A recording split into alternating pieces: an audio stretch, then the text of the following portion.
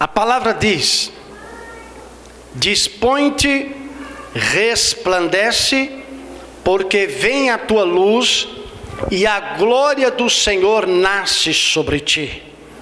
Porque eis que as trevas cobrem a terra e a escuridão os povos, mas sobre ti aparece resplendente o Senhor, e a sua glória se vê sobre ti. Amém? Queridos, o tema desta palavra é: levanta-te e resplandece. Diga para o teu irmão que está do teu lado assim, bem com paz, para não zangar: levanta-te e resplandece. E as mulheres têm mais facilidade para falar isso, porque os homens é mais durão. Levanta e resplandece. Os homens não têm muito tato, muito carinho para falar essas coisas.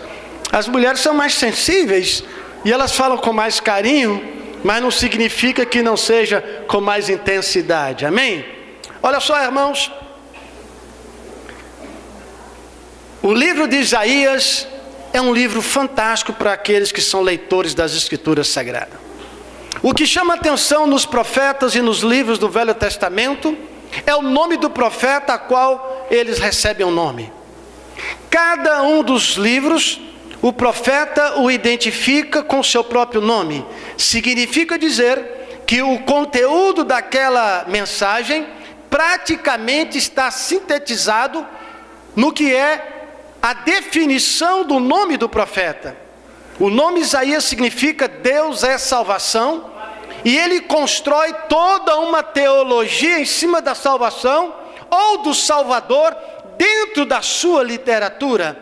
Então fica fácil para os leitores da Bíblia, que quando vai ler certo livro da Bíblia, já vai identificar o nome que recebe aquele livro, e pelo nome e o seu significado, já vai ter uma noção de qual é o conteúdo daquele livro, o que ele vai dizer a respeito naquela literatura. Isaías é considerado pelos biblistas o profeta que mais profetizou a respeito da vida do Messias. Ele é declarado o profeta que detalhou minuciosamente coisas a respeito da pessoa de Jesus. Entretanto, Isaías, ele viveu no 7º século antes de Jesus nascer. Pensa, irmãos, 700 anos antes, ele antevia Jesus lá na frente, e ele dava detalhes a respeito da pessoa e do caráter e da divindade de Jesus. Por isso que Isaías é conhecido como o profeta messiânico, porque ele vai apresentar uma teologia salvífica a respeito da pessoa de nosso Senhor Jesus Cristo. Quando nós chegamos no capítulo 60, nos versículos que nós estamos agora lendo, eu vou deparar numa situação de Jerusalém. Jerusalém está sitiada pelos assírios, está enfrentando um revés na sua história, e permitida por Deus. E Jerusalém é uma marca para Israel, é a capital dos israelitas. Jerusalém detém o templo de Salomão. Jerusalém tem a marca da religião judaica. É lá no templo, é lá em Jerusalém que os cristãos, que os judeus, os bons judeus, os praticantes do judaísmo têm o orgulho de dizer: Jerusalém é a capital do meu país, lá está o templo de Salomão. E quando um judeu vai orar, ele verifica qual lado está Jerusalém, e ele ora em direção a Jerusalém. Então Jerusalém é uma marca importante para a nação de Israel. O que eu posso aprender com a nação de Israel e com Jerusalém em particular é que, apesar dela estar enfrentando momentos difíceis na sua história, há uma mensagem para mim e para você que pode ser contextualizada para hoje. Percebam, irmãos, que o profeta vai levantar a sua voz para declarar uma mensagem divina que precisa alcançar o coração das pessoas de Israel. E eu penso em Jerusalém agora como um templo, o templo de Salomão, aonde o Senhor, quando Salomão foi inaugurar, disse que ali estaria a sua presença perpetuamente. Entretanto, em outros versículos da Bíblia, nós vemos também Deus dizer: eu não habito em casa feita por mãos humanas, considerando então que ele dá uma palavra dizendo que a presença dele estaria naquele lugar. E depois uma outra palavra que ele diz: eu não habito em casa feita por mãos humanas. Então eu tenho que considerar uma verdade aqui. A verdade que eu considero é que Jesus, ou Deus, no Velho Testamento, não estava se referindo a uma casa, a um prédio construído pelos homens, mas estava se referindo a mim e a você, o templo do Espírito Santo. Aonde ele habitará? Porque a Bíblia me ensina que o Espírito Santo de Deus tabernaculou no homem. Ele mora em mim, em você. Então penso que a preocupação de Deus agora é relacionada ao seu povo, é relacionado a mim e a você. Escute, irmãos, mas eu estou dizendo que a história apresenta uma Jerusalém que está sitiada e enfrentando muitos problemas, e ela está desanimada. O povo não está mais honrando a Deus, o povo não está mais procurando a Deus com o mesmo entusiasmo, a mesma alegria, a mesma dedicação, a mesma intensidade de alma. Eles não estão procurando a Deus como procuravam antes. E Deus está vendo isso, está preocupado. Então Deus manda o profeta se levantar e enviar uma mensagem ao povo. Isaías diz: põe-te em pé, levanta-te. E aqui eu preciso aprender algo a respeito disso. Quantos de nós não está acomodado?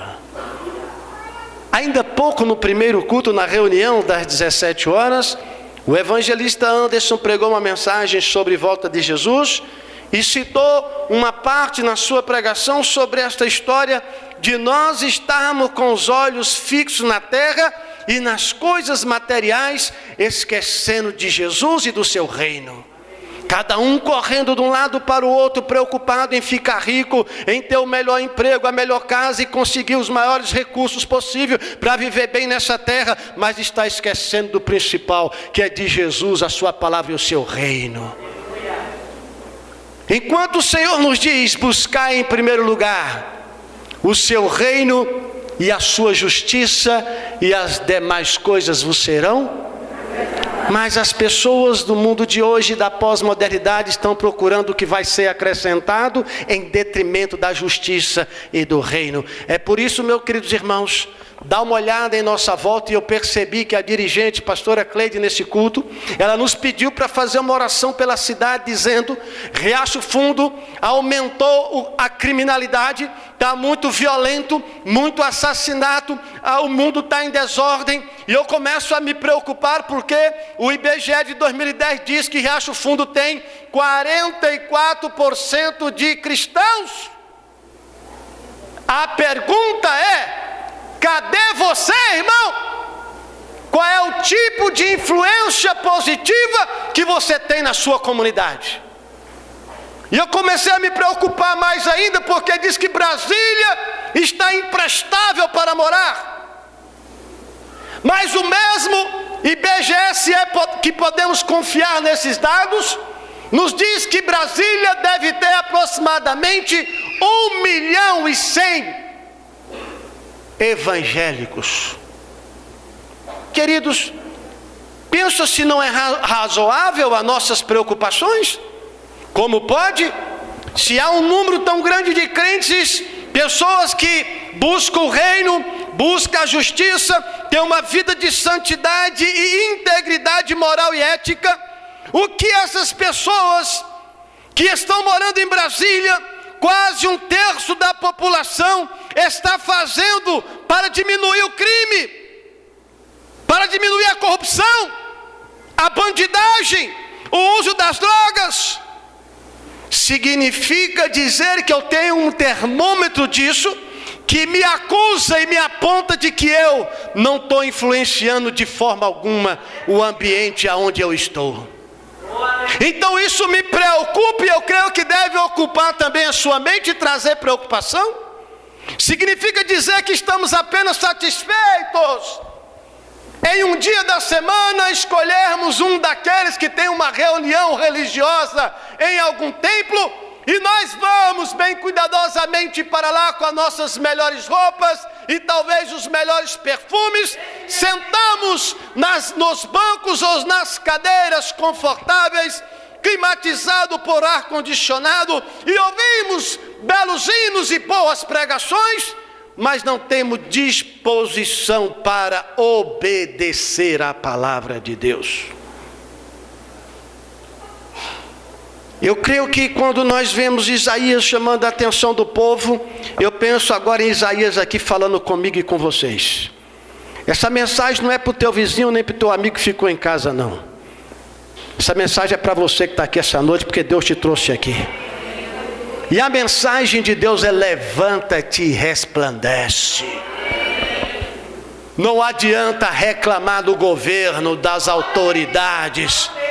Não adianta ficar acusando a polícia militar que não prende ninguém. Não adianta dizer que o tribunal está soltando tudo qualquer bandido.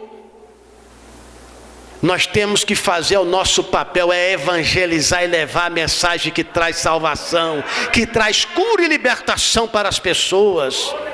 É isso que eu e você precisa fazer, irmãos. É investir no reino.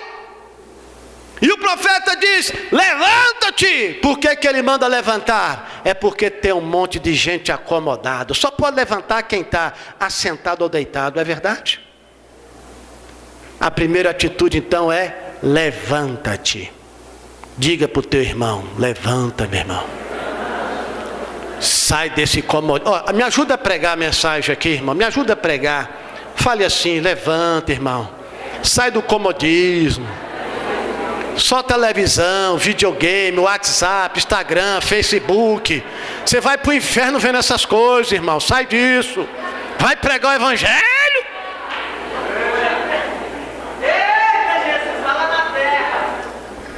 Primeiro tem que levantar, irmãos. Só pode levantar quem está sentado ou deitado, ou então é deficiente físico. Mas se você tem uma deficiência física ou espiritual que está te impedindo ficar de pé na presença de Deus, eu tenho aqui no Novo Testamento duas situações muito interessantes. Olhem para mim. Não deixe o inimigo roubar essa palavra, porque Deus te trouxe aqui para ser abençoado. Amém? Primeira situação, tanque de Betesda, lá em Jerusalém. Tinha um homem que era paralítico, hoje poderíamos dizer que era tetraplégico. Não tinha locomoção motora, não podia fazer nada sozinho. Sempre vai precisar de ajuda de alguém para tomar banho, para comer, para se tocar de roupa. É ou não é assim? Lá estava um. Havia muitos enfermos por ali em volta no tanque de Betesda, segundo uma tradição e uma lenda local. Mas Jesus chega naquele ambiente, olha para mim. Jesus chega naquele ambiente cheio de doentes de várias formas, mas ele vai lá no paralítico. E sabe o que ele diz? Os teus pecados estão perdoados. Se você é um paralítico porque estava em pecado, arrepende, porque Jesus hoje quer perdoar a sua culpa do pecado. Levanta a sua cabeça, porque Jesus mandou o paralítico depois, logo em seguida, a cuidar e tratar do pecado dele. Jesus manda ele levantar, pegar a cama e andar. Olha, há uma outra situação que pode ser reportada a nós hoje, trazer algum tipo de reflexão. Acompanhe que no início da igreja, logo no seu princípio, no livro de Atos dos Apóstolos, disse que Pedro e João foram ao templo orar, e passava pela porta formosa, mas ali estava assentado, prostrado, um mendigo, coxo das pernas, não podia andar, e ficava ali. Agora pensa como é que ele chegou lá. Sozinho, talvez fosse difícil ter chegado lá, assim como aquele que estava no tanque de Betesda. Sabe por quê? Porque os paralíticos só dão problema e preocupação. É isso ou não é? Pensa um tetraplégico dentro de casa, que você tem que dar banho, tem que lavar, não pode sair de perto, dar o remédio na hora certa. É ou não é uma preocupação? não envolve todo mundo da casa, todo mundo não sofre com ele. Assim é na igreja, aqueles que são paralíticos espirituais. Dá muito trabalho para a igreja, gasta recursos da igreja, gasta recursos humanos, financeiros, paciência, oração. É uma tribulação quando tem uma pessoa dessa dentro da casa de Deus. Não produz nada para o reino de Deus e pelo contrário, fica sugando os outros e tirando de onde tem. Estão pensando sobre isso, irmãos? Eu creio que nenhum de vocês tem essa doença, correto? Mas Jesus está falando do coxo. Não gosta de evangelizar, não sai para visitar, até para ir para a igreja é uma dificuldade. É nos empurrão. Vamos para a igreja. Hoje de novo. Ouvir aquele carequinha vai pregando, brigando com a gente. Eu vou não, mãe. É assim, não é, irmãos? Fadiga para coxo. Mas diz a Bíblia que Pedro e João iam passando pela porta formosa. E estava lá prostrado o mendigo pedindo dinheiro para todo mundo, porque quem é coxo espiritualmente, quem é um deficiente na fé, ele fica assim pedindo, todo mundo ajuda. Oi, irmão, ora por 6 horas, é o que 6 horas? 6 horas por mim lá, tá, irmão? Jejua por mim, irmão. E o pastor só emagrecendo, tanto jejuar, e ele ficando obeso, tanto comer. E pecando. E os obreiros, tudo magrinho. Pode olhar que meus obreiros aqui com as... É tudo magrinho, irmão. Pagando o preço mesmo. Pastora Cléudia é uma bolinha assim, mas ela pagou. Ela disse que é uma bolinha. A pastora Cléudia disse que é a fofinha de Jesus. E a fofinha do cabeça branca, que é o namorado dela. Então tá certo. Mas tem crente que é assim, irmãos. Ele não dá conta de andar sozinho, mas não, ele não sabe que Jesus está no lado dele, na vida dele. Mas Pedro e João vai passando lá. Esse aqui deu sorte esse dia. Porque quando Pedro e João vai entrando na porta formosa, ele fala assim: ei, moço, me dá uma moedinha aí. E você sabe qual é o problema agora que eu vejo? Pedro e João eram quebrados, os dois. Não tinha dinheiro não. Não tinha um cartão de crédito, não tinha talão de cheque, não tinha uma moedinha no bolso. João, você tem alguma coisa aí? Ixi, estou liso, leso e tudo mais. Não tem nada. Ó, jovem, é o seguinte. Eu não tenho prata nem ouro, mas o que eu tenho eu te dou.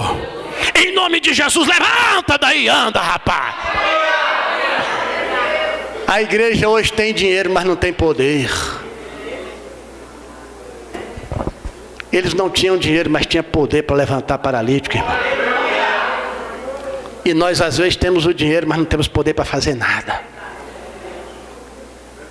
Todo mundo satisfeito, com o bolso cheio de dinheiro. Vai na pizzaria, ele gasta não sei quanto. Aí quando o pastor fala assim: ajuda a comprar a van aí, irmão. Esse pastor só está pedindo dinheiro aqui na igreja, não sei o quê. Quer agora de van, rapaz, não sei o quê. Eu vou ali tomar umas Coca-Cola, comer umas pizzas ali, um tal de crepe, mas ele não tem coragem de ajudar.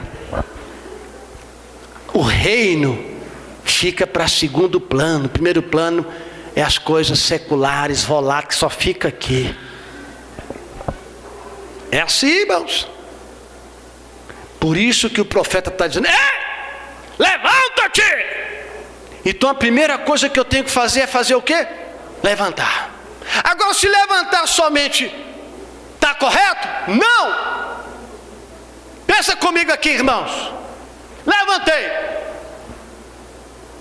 Mas estou parado aqui, parecendo aquele soldado lá da presidência, fica lá o dia todinho. Aí tem uns amarelão lá que não come quando vai para lá, fica puf, no chão e cai. Mas olha, geralmente fica assim, reto. Agora você pode levantar, mas ficar estático ali, não sai para canto, nenhuma estátuazinha. Jesus não quer só isso não, viu? O mensageiro está dizendo o seguinte: levanta-te e dispõe-te. Porque se eu ficar parado, até uma pessoa que tem muita deficiência física, imagina que uma pessoa toda deficiente, tal, teve um derrame, não sei, ele anda 1 centímetro por hora. É menos do que uma lesma, é ou não é? Mas, faz favor aqui, ô irmão, vem aqui. Fique em pé aqui. cruza o braço e fica cheirando, igual aqueles soldados, igual aqueles guardas de boate. Quando eu falo guarda de boate, tem um monte de gente que sabe o que é. Barril 66, domingo, de vez em quando. Ó, escute. Mas vira assim pro lado de cá. Eu estou parado e ele também tá, não tá? Mas eu sou o doentinho que só anda 1 centímetro por hora, mas estou andando, ó.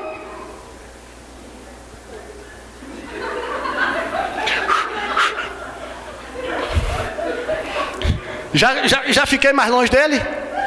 Ele pode ter saúde, pode ter o corpo perfeito, pode ser o mó bombado, pode ser o que for, mas se ficar prostrado não sai do lugar, irmão. Não vai acontecer nada na vida dele. Senta lá, irmão. Sabe por que isso? Tem que ter disposição. Nenhum projeto terá conclusão se não houver disposição para fazê-lo. Você pode ser o maior sonhador, ter o maior projeto do mundo, mas se você não iniciar ele, se você não der ignição, ele não vai sair do papel. Agora olha para mim, quantos de vocês começaram coisas que vocês não terminaram? Quantos de vocês? Tem uns aqui que nem o primeiro grau terminou ainda, foi enrolando a vida. Tem jovens aqui que até abandonou a escola, irmão. Começam as coisas e não terminam. Deus não gosta disso. Porque a palavra diz que aquele que começou a boa obra há de concluí-la. E ele diz, aquele que perseverar até o fim. Tem irmão aqui que já matriculou em mais de 10 colégios fazendo faculdade. Eu vou começar esse curso de administração, na metade para. Não é isso aqui que eu quero, não. Eu vou fazer agora a gestão administrativa. Não é isso. Agora advocacia, fazendo só semestre de vários cursos, irmão. 2 meses aqui, 1 mês ali, não sabe nem o que ele quer. Ele nunca conclui um objetivo. Deus está falando contigo hoje. Levanta-te e disponha. Deixa de ser fogo de palha, irmão. Só tem barulho. É melhor ficar calado e fazer do que ficar gritando e ficar quieto. É ou não é? A Bíblia diz que tinham 2 filhos. O pai disse assim, meu filho, vai lá e faz tal serviço. Vou, papai, daqui a pouco eu estou lá. E o outro falou assim, meu filho, vai lá e faz tal. Vou não, vou fazer não. Se arrependeu, falou, sabe uma coisa, papai está certo, vou lá fazer. Foi lá e fez. E o bonitão que disse que ia fazer, não fez. A pergunta foi, quem fez a vontade do pai? O que no primeiro momento disse que não ia fazer, mas foi e fez, do que o que fica bonitão dizendo que vai. Vamos evangelizar, estou dentro, irmão, junto e misturado. Conversa fiada, rapaz. Que junto e misturado nada. Quando chamou tinha 50, o junto e misturado só deu 3. Barulho. Começa um projeto, mas não termina. Começa a casa, não termina. A Bíblia fala sobre isso. É igual começar a vida espiritual, irmãos. Quantos desanimados trocaram Jesus por cigarro de maconha? Por um motel com a namorada. Trocaram Jesus por uma garrafa de cerveja, porque disse que era sem álcool. Começou sem álcool. Daqui a pouco era sem álcool de uma vez. Irmãos. Troca Jesus, é porque começa e não dá conta de terminar. Mas sabe o que diz as cartas do Apocalipse? Todas as 7. Aquele que perseverar até o fim receberá. Para Deus é importante o teu começo, mas para Ele é o mais importante o teu término. Como é que você vai terminar esse negócio aí, querido? Como é que você vai terminar essas coisas aí? Então, tem que ter disposição. Conhecer sem obedecer, inócuo. Você conhece, mas não obedece, então o que adianta? O diabo também conhece e não obedece. E com isso o que nós vemos nas igrejas? Pastores sobrecarregados, exaustos. Vários amigos meus estão deixando o ministério por conta da saúde, sofrendo infarto, AVC, problemas com pressão alta, problemas com diabetes, dado o grave nível de estresse para cuidar das pessoas e as pessoas não ajudam a obra e vai sobrecarregando de várias coisas, porque as pessoas estão sem disposição. Tem até algumas que estão ficando em pé, mas não saem do lugar. Tem que dispor, irmãos, recursos e tempo. Eu quero te dizer uma coisa: tudo que Deus está colocando nas tuas mãos, olhe para mim, tudo que Deus coloca em tuas mãos, em primeiro momento Ele está pensando no que isso vai redundar em lucro para o reino dele. Pode pensar, quando você receber uma herança, um bom emprego, um bom salário, quando Jesus te abençoar com essas coisas materiais, em primeiro momento Ele está pensando o que isso vai gerar de resultado para o reino dele, para a glória dele. E é o que muitos de nós ainda não aprendemos. Por isso que o reino está sofrendo, porque está faltando disposição. Igrejas que estão sofrendo. Você procura obreiros para qualquer atividade, não há. Não é um problema meu aqui, é um problema geral. Procura quem vocês conhecem de pastores aí e fala: pastor, qual é o teu maior problema? Ele fala assim: pessoas para nos ajudar na obra, voluntários, pessoas com disposição para orar, para cuidar de departamento, para ajudar o trabalho a desenvolver e crescer. Está faltando isso, sabe por quê? Está todo mundo correndo atrás de resolver os problemas seculares. Só que eu vou dizer uma coisa: a tua casa, o teu carro que é bonitão, a tua casa que é uma mansão, e esse monte de dinheiro que tem no seu banco, vai ficar para testemunho de Jeová. Ganha muita coisa e deixa para eles, bota o nome logo deles lá de herança, porque você não vai ficar aqui, seu ET. Você não mora aqui, ET. Quem disse isso não sou eu, não se sinta ofendido que eu estou xingando você não, é a Bíblia que diz. Ele fala assim: nós estamos neste mundo, mas não somos dele. Jesus falou assim: nós somos peregrinos nessa terra. Fantasmas, irmãos. Nós estamos nesse corpinho de carne momentaneamente, mas a Bíblia diz que chegará um dia em que essa carne vai ser glorificada, porque não é aqui a nossa moradia, é lá com Deus. Então, se é assim, irmãos, vamos empreender recursos de todas as formas para o bem do reino e investir em coisas da eternidade. O que você acha disso? Faça poupança na eternidade, enriquece as coisas lá no céu, porque essas aqui vão ficar aí, irmãos.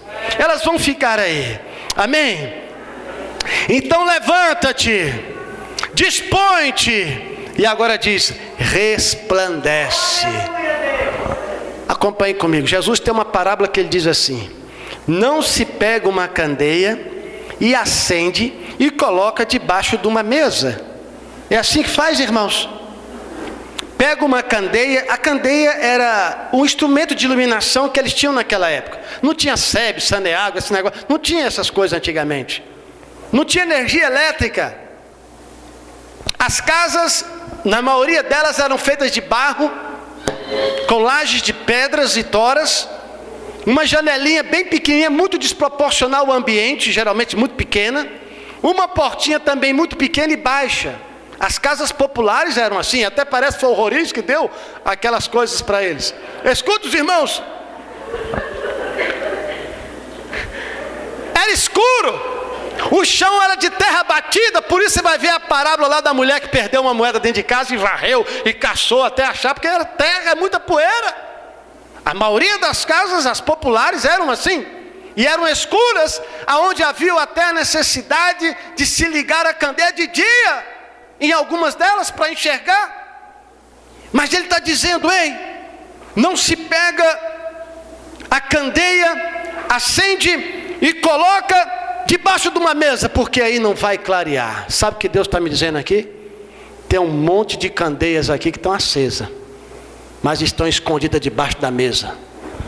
Não está clareando o ambiente onde você anda, não está iluminando o ambiente aonde você está. Pensa sobre isso, meu querido. Reflete sobre essa verdade hoje. É a minha vida e a tua vida que Deus está falando como um candeeiro do Senhor. A Bíblia diz sobre isso, que a igreja é como candeeiro, é o luzeiro no meu mundo de trevas, é a luz no fundo do poço. Escute, ele diz: não se põe debaixo da mesa, mas se coloca no velador, porque quando se coloca no velador, todo o ambiente está sendo iluminado. A palavra de Deus é: levanta-te, disponha-te e resplandece. Tem que pegar esta luz e colocar lá no velador. Sai do teu esconderijo, meu irmão. Fala para o seu irmão do teu lado: sai do esconderijo, irmão. Não adianta não, você é luz. Fala logo assim, irmão. Você está brilhando. E até quando você vai para o lugar do pecado, está todo mundo te vendo, sabia? O ímpio fica lá, engraçado, essa luzinha aqui querendo se apagar no nosso meio. Fica bem assim ainda. Aí fala: ô meu jovem, aí, toma uma cervejinha aqui, toma aqui. Seu pastor não está aqui, não é negócio de falar isso, né? Não tem obreiro aqui, não tem pastor, vai, toma aí. Aí o bestão vai dar o primeiro gole. Uai, tu não é crente, rapaz? É assim, não é que eles fazem? Bandidos, né, irmãos? Não venda a tua primogenitura. Não deixe o diabo apagar a tua luz. Coloca ela sempre em lugar alto, porque aonde você chegar, a presença de Deus chegou naquele lugar através de você. Porque a Bíblia está me dizendo: levanta-te, resplandece. Tira esse negócio aqui, irmão. Apaga isso aí, desliga esse computador. Olha, levanta-te, resplandece. Por que eu preciso me levantar, querido? Porque Deus não gosta de pessoas que ficam paradas. Porque a igreja dele é sem mácula, sem ruga, ela é santa e ela é perfeita. E ela está sempre em movimento.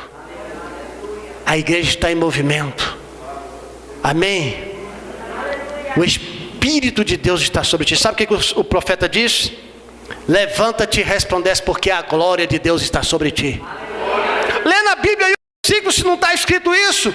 Ele está dizendo: você tem que levantar, crente. Você tem que ficar de pé. E você tem que andar. Por quê? Porque a glória de Deus está sobre ti.